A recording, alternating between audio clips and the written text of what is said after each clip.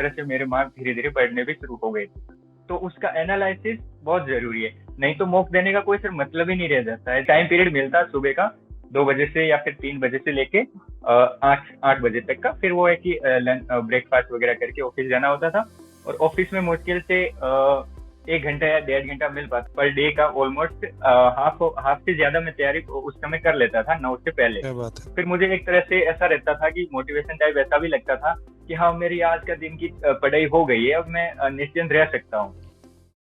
Hello नमस्कार, this is Kapil Dev Sharma, one of the English educators at olive board.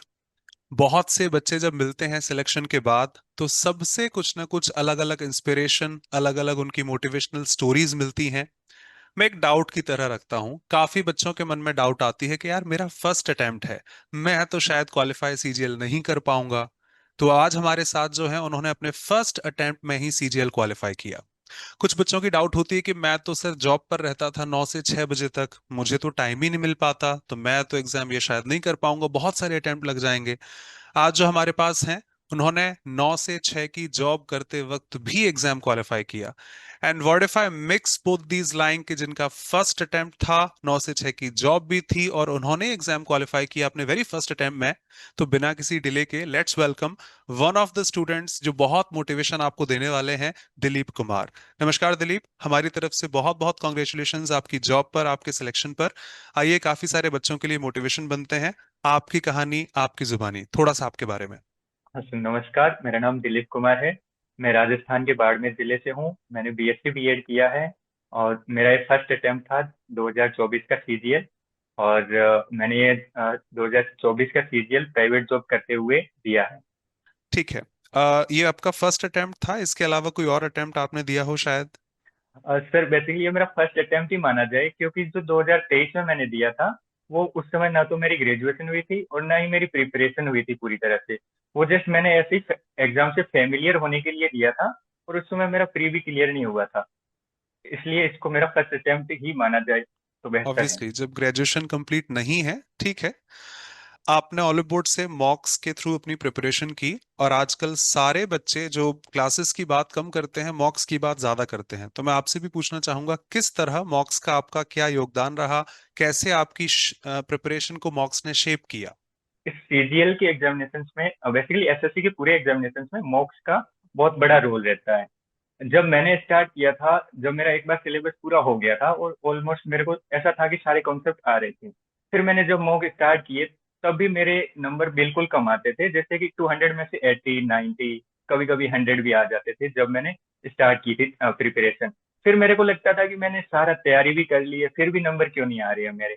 फिर मैंने धीरे धीरे सारे एक के बाद एक करके कई सारे मॉक दिए, तो उसके बाद मेरे नंबर धीरे धीरे इंक्रीज होने लगे।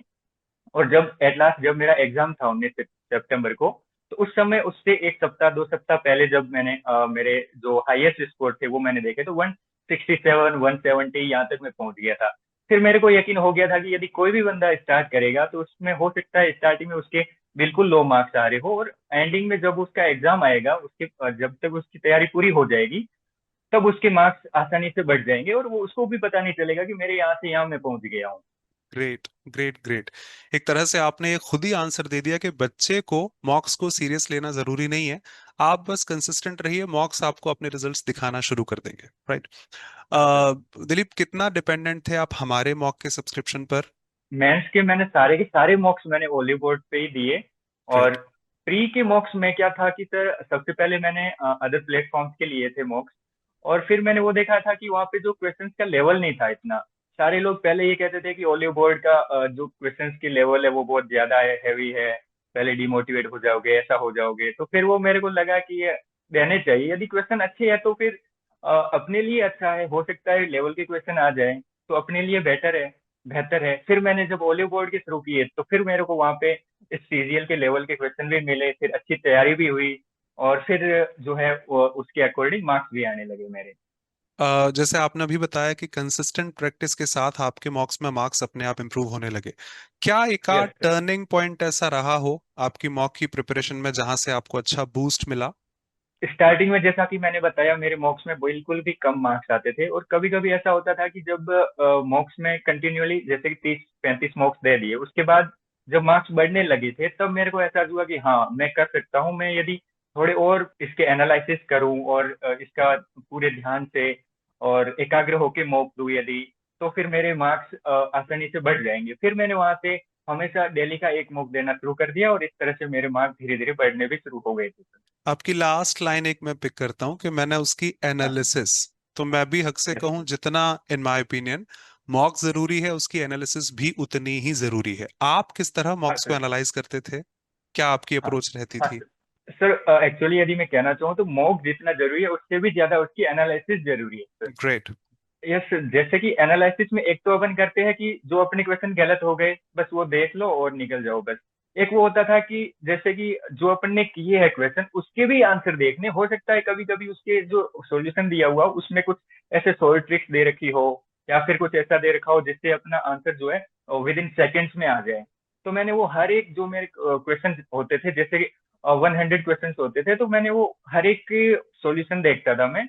और जैसे कि जीके में होता था, जीएस में होता था कि जो क्वेश्चन में जो आंसर पूछा है वो यदि अपने को आ रहा है देन गुड है, बट उसका जो सॉल्यूशन देखते हैं तो एक्सप्लेनेशन देखते हैं तो उससे जुड़े हुए कई सारे क्वेश्चन के आंसर और मिल जाते हैं अपने को। तो ये एक बेनिफिट रहता है एनालिसिस से। इसके साथ साथ अपने को जैसे रीजनिंग वगैरह में एक ये भी होता था कि इस क्वेश्चन को जैसे उसमें दिखता है कि टॉपर्स इतने सेकंड्स में कर रहा है और अपन इतने सेकंड्स में कर रहे हैं, तो उसमें ग्रेट। एक वो दिखता है कि उनकी कंपैरिजन में अपन कहाँ पर है। तो उसमें एक टाइम का भी बहुत बड़ा रोल होता था कि अपने को टाइम देख पाते थे कि अपन इस क्वेश्चन पे कितना टाइम लगा रहे हैं। और उसके साथ साथ एक वो भी था कि सर जैसे जो क्वेश्चन रॉन्ग हो जाते थे मेरे, तो मैं उन क्वेश्चंस को एक जगह लिख लिया करता था। तो उन जगह लिखने से क्या होता था कि जब भी जिस दिन मैं यदि मॉक नहीं दे पाऊँ, यदि घर पे हूँ कहीं कहीं ट्रेवल कर रहा हूँ, तो मेरे पास वो होती थी कोई नोटबुक वगैरह, तो उसमें बस चलते फिरते वो देख लेते थे। उसमें जैसे जीके के सवाल हो गए या इंग्लिश की वोकैब्स वगैरह हो गई, तो वो ऐसे रिवाइज हो जाया करती थी। ये है कि एनालिसिस करना सिर्फ बहुत जरूरी है। आप मॉक दे रहे हो तो उसका एनालिसिस बहुत जरूरी है, नहीं तो मॉक देने का कोई सिर्फ मतलब ही नहीं रह जाता है जब उसकी एनालिसिस नहीं करते हैं आप। आपने वैसे वो आंसर दे दिया जो मुझे पूछना था। मेरा नेक्स्ट क्वेश्चन था एक जनरली जो बच्चों का होता है या मुझे जो सीखने हाँ को सर। मिलता है बच्चों से, कि मॉक हाँ देने सर। के बाद मार्क्स तो इम्प्रूव होते ही हैं, बट उसके साथ साथ हमारी एक्यूरेसी भी इम्प्रूव होती है, साथ में टाइम मैनेजमेंट भी इम्प्रूव होता है। तो इनडायरेक्टली आपने वो यस बोल ही सर। दिया। यस एक्यूरेसी भी इम्प्रूव होती है मॉक के साथ। यस सर, होती है एक्यूरेसी तो। जब मैंने शुरुआत में मैं सारे जो आपके क्वेश्चन थे वो मैं खुद पे अप्लाई करके हुए आंसर दे रहा हूँ, क्योंकि मेरे साथ ये सारा हुआ है इसलिए मैं हुआ दे है। रहा हूँ। जी। जैसे कि मैंने स्टार्टिंग में, जैसे मैं बता रहा हूँ आपको कि 80 to 90 नंबर आ रहे थे मेरे, तो उस समय मैंने ये किया था कि मैं सारे अटेम्प्ट किए जा रहा था। मेरे को ये यकीन नहीं था कि मेरे ये क्वेश्चन गलत भी हो सकता है या फिर किसी में थोड़ा बहुत ऐसे वैसे हो रहा था, तो मैं उसको भी, जैसे होता है कि लमसम आंसर आ रहे हैं तो मैं उनको भी टिक कर रहा था। तो फिर मैंने वो किया कि जो मेरे एकदम एक्यूरेट करेक्ट हो रहे हैं, यदि मैं उसका ऐसा था कि मेरा कि नंबर यदि 140 के आसपास आ रहे हैं, तो मैं उसको लमसम वाले या अबाउट वाले आंसर्स को टिक नहीं कर रहा था। और यदि मेरे किसी किसी में ऐसा होता था कि यदि स्कोर नहीं बन रहा है, तो फिर आप हो सकता है कि थोड़े 4-5 क्वेश्चन आपको यदि आइडिया लग रहा है कि इसके ये सही आंसर हो सकते हैं, देन आप रिस्क ले सकते हैं। बट यदि आपके अच्छे नंबर अच्छे स्कोर हो रहे हैं तो फिर रिस्क लेने का कोई मतलब नहीं था। तो इस तरह से एक्यूरेसी भी बढ़ी थी मेरी। एक स्टूडेंट मॉक के बाद खुद डिसाइड करने लायक हो जाता है कि मुझे कौन सा क्वेश्चन अटेम्प्ट करना है, या कुछ क्वेश्चंस जो हाँ मुझे सर। अटेम्प्ट नहीं करने हैं। Will help you yes sir. Improve your accuracy. Marks तो बढ़ते ही हैं, टाइम मैनेजमेंट उन्होंने पहले ही बता दिया। तो आपके यस ही सर। शब्दों में एडवाइस आपकी तरफ से फॉर एब्सोल्यूट बिगिनर्स जो एनालिसिस स्किप करते हैं। उनके लिए मैं कहना चाहूंगा कि आप एनालिसिस को बिल्कुल भी स्किप मत करें। एनालिसिस एक तरह से मॉक तो आपने दे दिया, पर उसकी जो पेनेसिया है, मीन्स जो रामबाण होती है किसी भी एग्जाम की, किसी भी बीमारी की या फिर इलाज जो होता है, वो एक तरह से एनालिसिस ही है। जब एनालिसिस नहीं करेंगे तो एक तरह से जो मॉक दिया हुआ था वो भी एक तरह से व्यर्थ ही होगा, क्योंकि आपने जो क्वेश्चन आपके छूट गए या फिर टाइम बार की वजह से छूट गए या फिर आपको आ नहीं रहे थे, और या फिर था कि उसके पास आपके पास उसकी सेलो नॉलेज थी, तो उसके आपको डीप में जानने के लिए उसका एनालिसिस पढ़ना बहुत जरूरी है। जो बच्चे एनालिसिस से परेशान होते हैं कि हम अभी नए हैं, हमें उस बारे में नहीं हाँ पता, सर। तो ऑलिव बोर्ड ने एक इनिशिएटिव स्टार्ट किया है, think like AIR 1। By Shubham Yash Agrawal, sir. जो लास्ट ईयर के टॉपर रहे थे, उन्हीं के साथ किस यस तरह सर, वो शुभम अटेम्प्ट अग्रवाल। देते थे, किस तरह वो एनालाइज करते थे अपने मॉक्स को, एक बार जरूर देखिएगा। दिलीप, आपकी नज़र में ऐसे इनिशिएटिव बच्चों के लिए बेनिफिशियल रहेंगे? यस सर, बिल्कुल रहेंगे। क्योंकि एनालिसिस जिस तरह से टॉपर्स करते हैं, जिस तरह से सेलेक्टेड लोग करते हैं, यदि वो जो बिगिनर्स लोग हैं उनको पता चल जाए तो उनकी तैयारी में चार चांद लग जाएंगे सर। आपका स्टार्टिंग पॉइंट क्या रहा मॉक को, अगर थोड़ा और डिटेल में देखें कि टॉपिक वाइज टेस्ट से स्टार्ट किया था आपने या फिर फुल लेंथ मॉक से स्टार्ट किया था? सर एक्चुअली सर, मैंने सबसे पहले सिलेबस पूरा किया था मेरा। ग्रेट। अ, उसके बाद मैंने सिलेबस पूरा करने के बाद मैंने एक तो जो पीवाईक्यूज पेपर जो होते हैं, पीवाईपी, वो दिए। और वो भी ओली बोर्ड के प्लेटफॉर्म पे अवेलेबल होते हैं, और वहीं से मैंने दिए। और उसके बाद मैंने फुल लेंथ ही दिए थे, और कभी कभी इंग्लिश के और जीके के मैं सेक्शनल मूक वगैरह दे देता था। बट वो है कि आप जब आप टाइम बार में सारे क्वेश्चंस करना चाहते हैं तो फुल लेंथ बेटर रहते हैं, कि आपको पूरे 100 क्वेश्चंस करने हैं 1 आवर में। तो इसके लिए प्री के लिए आपको वो फुल लेंथ के बहुत जरूरी होते हैं। और यदि आपकी कोई सेक्शन या फिर कोई सब्जेक्ट कमजोर रह रहा है तो उसको इम्प्रूव करने के लिए आप सेक्शनल मूक भी दे सकते हैं। आपने एक ही लाइन में इतने सारे आंसर दे दिए, टू बी ऑनेस्ट, क्योंकि क्या वैल्यू फुल लेंथ की है एक लाइन में बता दिया ऑनेस्टली, और क्या सेक्शनल की वैल्यू है वो एक लाइन में आपने बता दी। दिलीप, आपकी जुबानी, थैंक यू। आप किस तरह बैलेंस करते थे टॉपिक वाइज टेस्ट्स को और फुल लेंथ मॉक्स को? मेरा सर एक रूटीन रहता था कि मैं जब, क्योंकि मैं प्राइवेट जॉब भी करता था साथ में, तो मेरे को 9 to 6 वहाँ भी जाना होता था। तो जी। मैं हमेशा, मेरी शुरुआत से दिन की सुबह 3 से 4 बजे के बीच में, और कभी कभी 3 से पहले भी हो जाती थी, 2, 3, 4, इनके ऑलमोस्ट एक के बीच में हो जाती थी। क्या बात है। तो सबसे पहला काम यही था कि मॉक लगाना, उससे ही फिर थोड़ी बहुत कैलकुलेशन कर दी जिससे माइंड रिफ्रेश हो जाए पूरा, और नींद भी खुल जाए। और फिर उससे सीधा मॉक टेस्ट लगाता था। और मॉक टेस्ट लगाने के बाद में उसका एनालिसिस करता था अच्छे से। सुबह ऐसा माना जाता है कि सुबह जो किया हुआ है वो एकदम फ्रेश माइंड से अच्छे से वो याद भी रहता है, और रिफ्रेश भी रहता है। इस वजह से थोड़ा मेरे को बेटर लगता था, इसलिए मैं उसी टाइम देता था मॉक। और फिर मॉक टेस्ट देने के बाद 1 घंटे का मॉक टेस्ट होता था, और 1 घंटा 1.5 घंटा एनालिसिस में लगता था मेरा हमेशा सर। जितना मॉक टेस्ट में टाइम लगता था उससे ज्यादा एनालिसिस में लगता था। और फिर उसके बाद में जब दिन में कभी भी मुझे ऐसा लगता था कि मेरी थोड़ी इंग्लिश में आज सुबह मार्क्स कम आए थे, तो देखते हैं कि अब एक दो सेक्शनल मॉक लगा के देख लेते हैं उसमें कैसे मार्क्स आ रहे हैं। तो उस हिसाब से मैं सेक्शनल मॉक भी टाइम टाइम पे दे दिया करता था। और जैसे कि मेरा ऐसा होता था कि मैंने जैसे 1000 या 1500 जैसे OWS पढ़ लिए, वन वर्ड सब्स्टिट्यूशन पढ़ लिए, या फिर इडियम्स एंड फ्रेजेस पढ़ लिए, तो फिर उनके टॉपिक वाइज एरर भी लगा दिया करता था। टॉपिक वाइज मॉक्स लगा दिया करता था, जिससे क्या होता था कि उसके प्रैक्टिस हो जाया करती थी आसानी से। जो बच्चे टॉपिक वाइज टेस्ट से परेशान होते हैं, we have started PSSC Super Practice Kit with 7 progressive levels of topic wise tests, जहां पर आपको हर चीज के टॉपिक वाइज टेस्ट एक स्टेज के साथ, एक लेवल के साथ मिलेंगे। अगर आप बिगिनर हैं, अगर आप मॉडरेट लेवल पर हैं, आपको एडवांस चाहिए, सारे अवेलेबल हैं। दिलीप, आपके नजरिए से ये चीजें बच्चों के लिए हेल्पफुल रहेंगी? यस सर, ये बहुत ही अच्छी चीज है जो हॉलीवुड प्लेटफॉर्म ने करी है। क्योंकि बच्चों के दिमाग में ये एक तरह की बहुत ही भय रहता है कि टॉपिक वाइज जो एरर्स होती है वो उनको कहीं मिलती नहीं है, ना उनको हम्म। अदर प्लेटफॉर्म पे मिलती है। ये पहली बार हॉलीवुड ने शुरू किया, और ये बहुत ही अच्छी चीज है जो बिगिनर्स के लिए, और जो रिपीटर भी होंगे उनके लिए भी ये कहीं ना कहीं बहुत फायदेमंद होगी। Toughest phase during your preparation जो सबके साथ आता है, और किस तरह उसको ओवरकम किया? Yes sir. तब मेरे साथ जो टफेस्ट फेज था वो था ये प्री और मेंस के बीच का टाइम।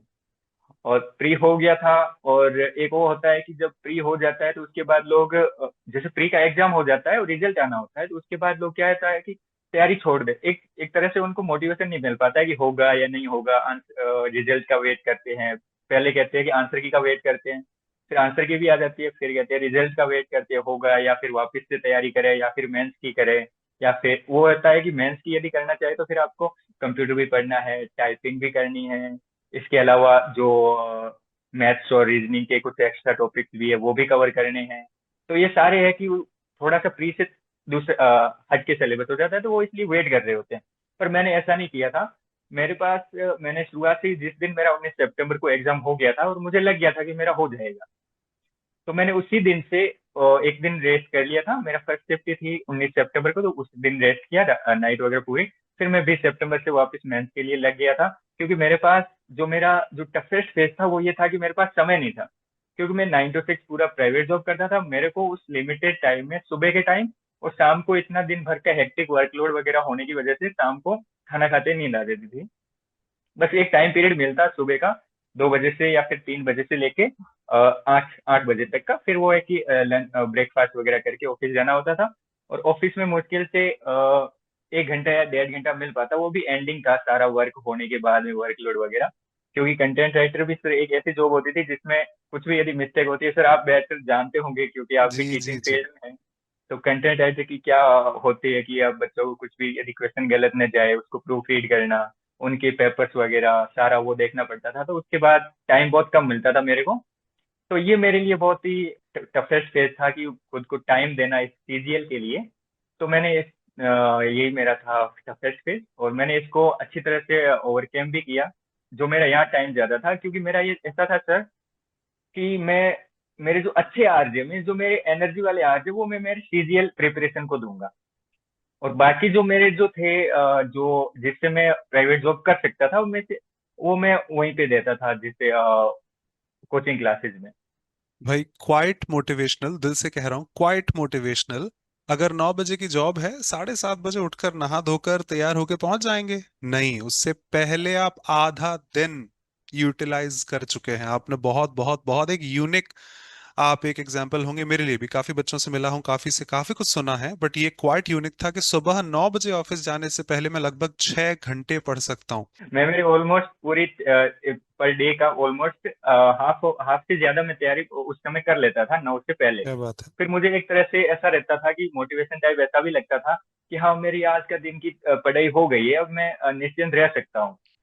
तो इस तरह भी मैं एक तरह से खुश रह सकता रहता था उस टाइम कि मेरी हो गया है आज का काम, आज की पढ़ाई। जो बड़े लोग कहते हैं ना, जो जागत है सो पावत है। तो आप एक चलते फिरते उसके बहुत अच्छे उदाहरण है। रिस्पेक्ट आपको, अप्रिशिएशन मेरी तरफ से। आ, हर बच्चे का कोई स्ट्रॉन्गेस्ट सेक्शन होता है, कोई टॉपिक, कोई सब्जेक्ट, और वीकेस्ट यस सेक्शन सर। होता है। किस तरह टॉपिक भी हो सकते हैं, सब्जेक्ट भी हो सकते हैं, किस तरह आपने उन पर यस काम सर। किया? सर मेरा सबसे अगर वीक की बात करें तो मेरा सबसे वीकेस्ट ये जीएस और जीके ही थी। ये ऑलमोस्ट हर एसएससी सबका के होता स्टूडेंट की है, होती है। सबका होता और ये है। मेरी भी थी। और और मेरी जो सबसे स्ट्रांग थी वो मैथ्स और रीजनिंग थी। रीजनिंग को मैंने कभी पढ़ा नहीं। हम्म। ऑलमोस्ट जो जैसे ओली बोर्ड के टेस्ट में जो क्वेश्चंस आते थे उन्हीं के बस एनालिसिस देखे थे। उसके अलावा कुछ भी जीके की ना, सॉरी इस रीजनिंग की ना कभी क्लासेस ली और ना ही कभी अलग से कभी प्रैक्टिस की। अलग से ऐसा कोई एक दो टॉपिक होते हैं जैसे कैलेंडर हो गया, या फिर कोई एक जैसे एनालॉजी का एक दो जो मेंस में आते हैं तो उनका अलग से देख लिया कि इसके क्या है कंसेप्ट वगैरह। बाकी कभी इसकी अलग से क्लासेस वगैरह प्रैक्टिस वगैरह रीजनिंग की नहीं करी। रीजनिंग मेरा पूरा का पूरा इसी से मॉक टेस्ट से हो गया सारा ओली बोर्ड के। मैथ्स का था तो मैथ्स का पढ़ते थे शुरुआत शुरुआत में जब सिलेबस पूरा हुआ।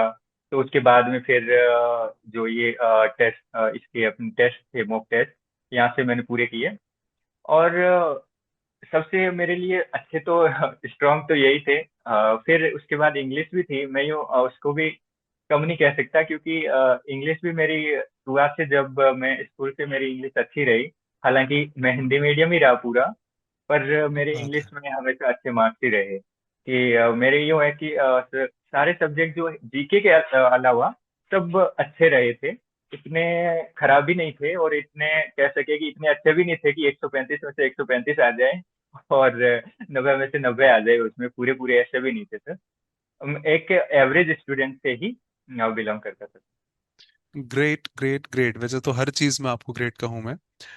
एक क्वेश्चन जो हमेशा बच्चों के लिए आता है, बच्चों के नजरिए से आता है, उन लोगों के लिए जो ऑलरेडी सिलेक्ट हो चुके हैं, कि नॉर्मली यस हम सर। कितने घंटे पढ़ते हैं? मान लो 8 घंटे, 10 घंटे, 12 घंटे, वो अलग है। Yes sir. Peak hours during peak preparation हमारे किस तरह जाते थे? तो आप एक बहुत अच्छा आंसर तो खैर और एग्जाम्पल सेट कर चुके हैं कि जब दुनिया उठती है तब तक लगभग आधा दिन मेरा हो यस चुका है सर। प्रिपरेशन।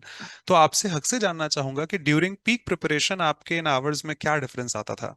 जब फ्री हो गया था और उस समय आंसर की वगैरह भी आ गई थी तब तब जब मेंस की मैं प्रिपरेशन कर रहा था तो उस समय इस मॉक टेस्ट वगैरह की लेंथ भी बढ़ जाती है। 2 घंटे का हो जाता है और 2 घंटे 20 मिनट का 15 मिनट ज्यादा भी हो जाता है। दो जब कंप्यूटर वगैरह ऐड हो जाती है तो फिर उस समय ये था कि जो क्वालिटी वाला टाइम है, मीन्स जब फ्रेश माइंड होता था, और जो फ्रेश माइंड और जो एनर्जी वाला टाइम होता था, वो मैं इसी मॉक टेस्ट में और इसकी सीजीएल की प्रिपरेशन में ही लगाता था। मैं ये सोचता था कि ये जो मेरा है फ्रेश माइंड एंड जो एनर्जी का है, ये मेरा यदि सीजीएल में लगेगा तो मुझे बेनिफिट रहेगा ज्यादा।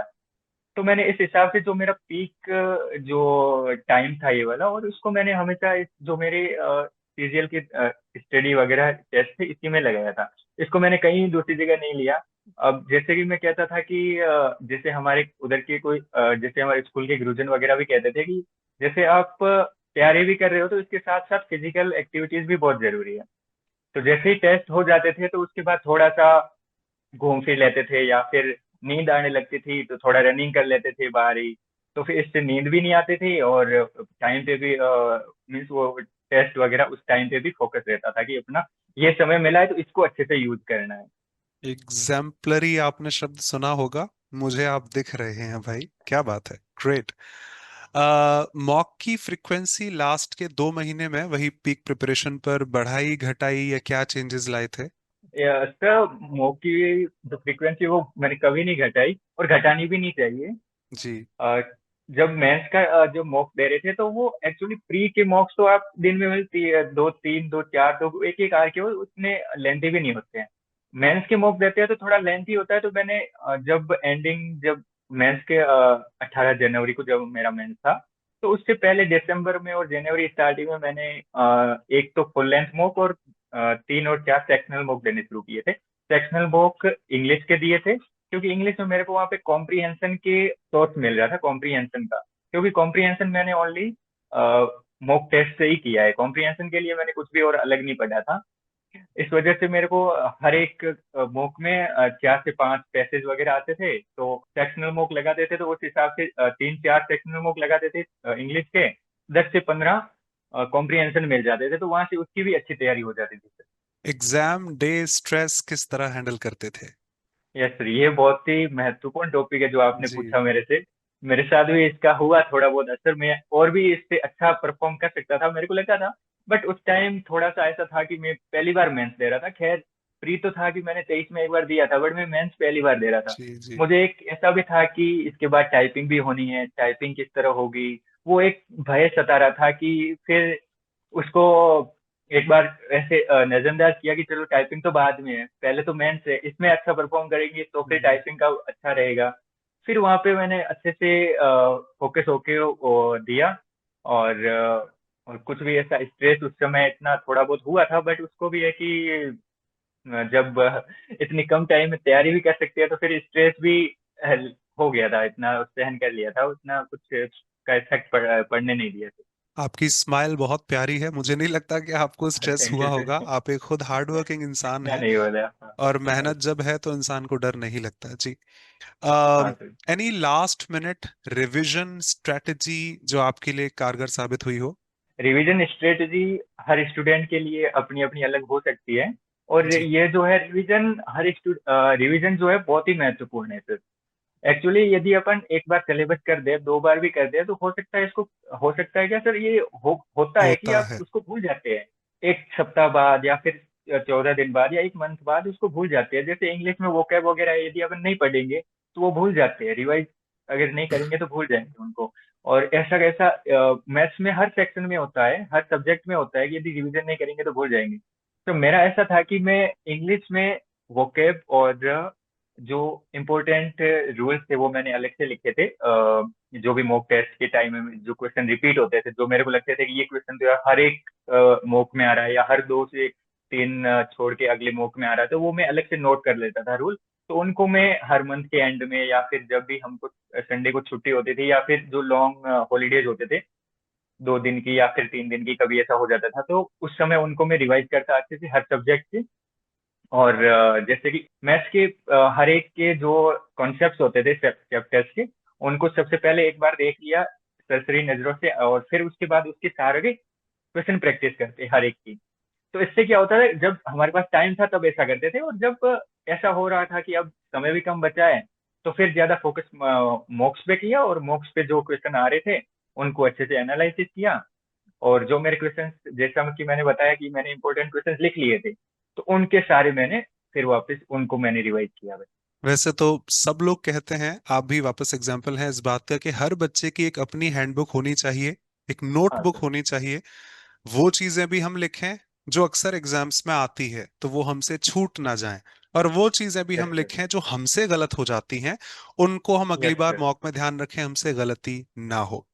दिलीप, हक से one golden piece of advice जो एसएससी 2025 के एस्पायरेंट्स के लिए आप देना चाहें। यस सर, उनके लिए ये अभी यही सुझाव है मेरा कि जैसे कि प्री का एग्जाम तो हो गया है, कई सारे ऐसे होंगे एस्पिरेंट जो अभी इस रिजल्ट का इंतजार कर रहे होंगे कि दिसंबर में आएगा कि जनवरी में आएगा कि कब आएगा। उनको ये रिजल्ट का इंतजार करके रिजल्ट का इंतजार करना छोड़ के वो तुरंत ही मेंस की तैयारी में लग जाएं।